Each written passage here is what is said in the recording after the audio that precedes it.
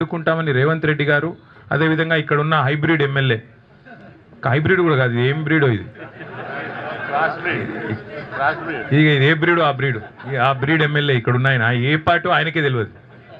BRS అని press మీట్లో చెప్తాడు, కాంగ్రెస్ పార్టీ ఆఫీసులో కూర్చుంటాడు, కాంగ్రెస్ పార్టీ మంత్రి పక్కకు కూర్చుంటాడు. క్రాస్ బ్రీడ్ అనాలనా హైబ్రిడ్ అనాలనా ఏం బ్రీడ్ అనాలే ఆయన ఏందో ఆయనే చెప్పుకోవాలి.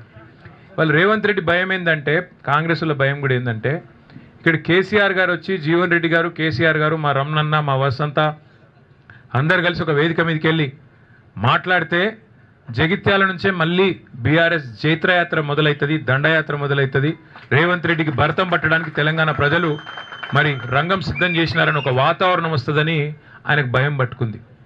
ఆయన అట్టర్ ఫ్లాప్ పాలన 6 గ్యారంటీలని 420 హామీలని 13 డిక్లరేషన్లు అన్ని వర్గాలను మోసం చేసిన విషయం బయటపడుతుందని చెప్పి ఆయనకు భయం పట్టుకున్నది.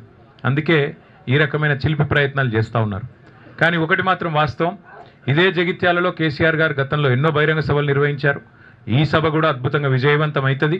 ప్రభుత్వం ఎన్ని ప్రయత్నాలు చేసినా ఎన్ని చిల్లర కుట్రలు చేసినా అన్నిటినీ కూడా అధిగమించడానికే మా పార్టీ నాయకత్వం అహరహం కూడా కష్టపడుతూ ఉన్నారు.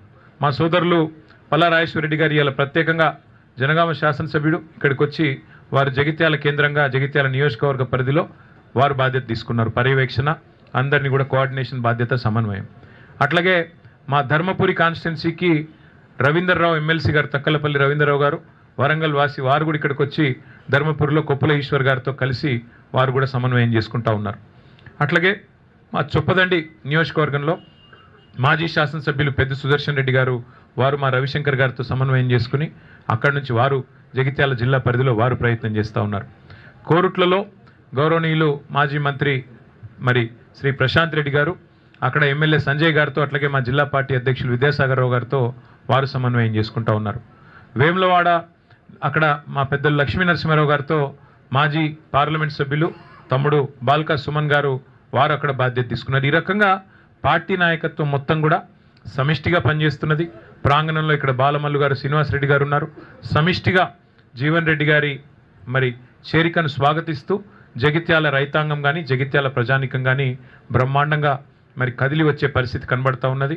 ఏర్పాట్లు కూడా బాగా ఘనంగా జరుగుతూ ఉన్నాయి. ఎండల్ని కూడా దృష్టిలో పెట్టుకొని అన్ని ఏర్పాట్లు చేస్తూ ఉన్నాం.